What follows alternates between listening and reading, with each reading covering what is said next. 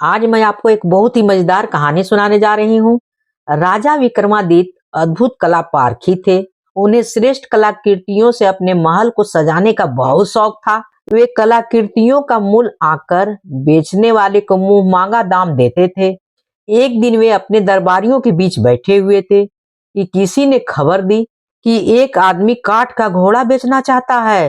राजा ने देखना चाहा कि उस काठ के घोड़े की विशेषता क्या है। नौकर के साथ वह आदमी दरबार में आया। अपने साथ वह ऐसा काठ का घोड़ा लाया जिसकी कारीगरी देखते बनती थी एकदम जीवित मालूम पड़ता था। बहुत गौर से देखने पर ही पता चलता था कि वह लकड़ी का है। विक्रम ने उस आदमी से घोड़े की विशेषता के बारे में पूछा। उस आदमी ने जवाब दिया कि वह घोड़ा अति तीव्र गति से जल, थल और आकाश तीनों में विचरण कर सकता है। उसके दाम के बारे में पूछने पर उसने बताया यह उसकी जीवन भर का मेहनत का फल है। इसलिए वह 1 लाख स्वर्ण मुद्राओं से कम से उसे नहीं बेचेगा। राजा को उसकी बात जच गई और 1 लाख स्वर्ण मुद्राएं देकर उन्होंने वह घोड़ा खरीद लिया। फिर वह आदमी खुले मैदान में आकर घोड़े को उठाकर दिखाने लगा तथा उसके कल पुर्जों के बारे में सब कुछ बताने लगा। उसके संचालन की सारी विधि समझकर विक्रम ने घोड़ा अपने आश्वरगार में रखवा दिया।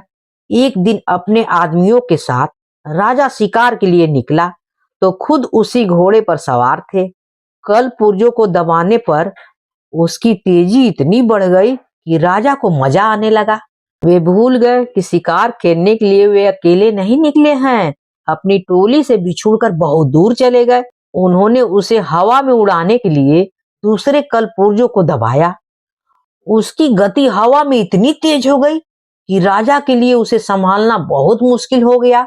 उन्होंने उसे जमीन पर उतारना चाहा तो वह उसी गति से उतरा और एक घने पेड़ की शाखाओं से जाकर टकराया और टुकड़े टुकड़े हो गया। अब उस निर्जन और अनजान जगह पर राजा अकेले बैठे थे।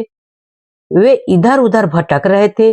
तभी सामने एक बंदरिया कूदी और हाव भाव से कुछ बताने की कोशिश करने लगी। राजा कुछ समझ पाते तब तक उनकी नजर एक कुटिया पर पड़ी।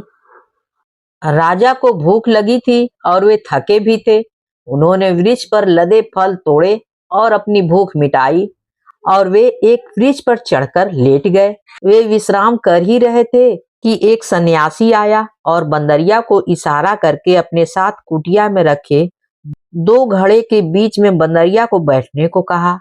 उसके बाद उसने एक घड़े से चुल्लू भर पानी लेकर बंदरिया के ऊपर छींटे मारे। बंदरिया एक अत्यंत रूपवती राजकुमारी बन गई। उसने सन्यासी के लिए भोजन पकाया तथा जब सन्यासी खा चुका तब सन्यासी के हाथ पैर दबाए और सन्यासी आराम से सो गया।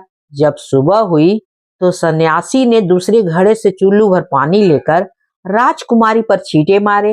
राजकुमारी फिर से बंदरिया बन गई।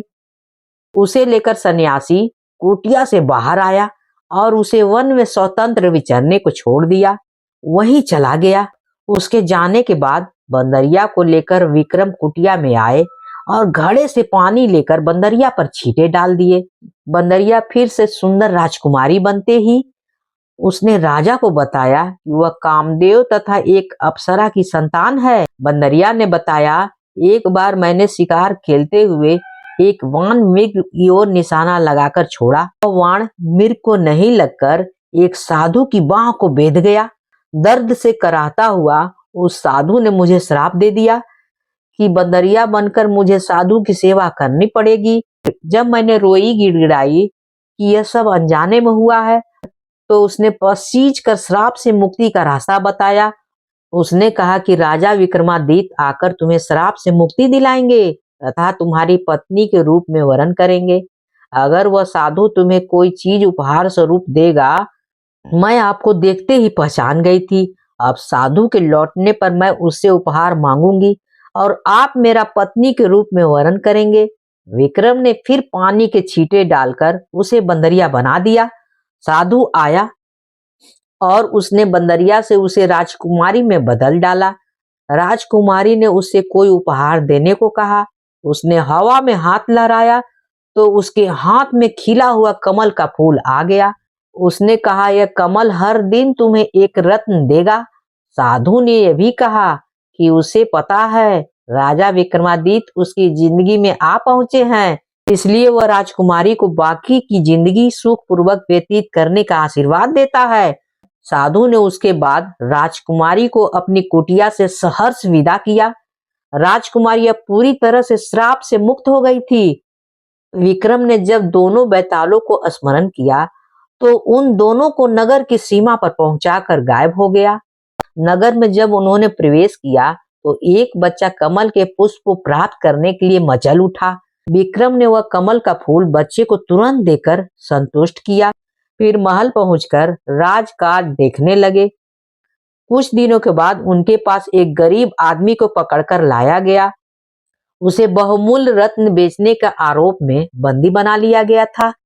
राजा के पूछने पर बताया कि उसके बच्चे को किसी ने एक खिला कमल दिया था, उसी कमल से रत्न उसे प्राप्त हुए हैं।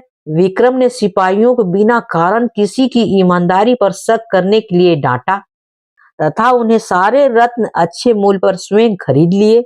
वह आदमी राजा को दुआएं देता हुआ संतुष्ट होकर दरबार से विदा हो गया। अगर कहानी आपको अच्छी लगी हो तो please like, share and subscribe तो कर ही दीजिएगा, भूलिएगा बिल्कुल नहीं। कहानी होती है समाप्त।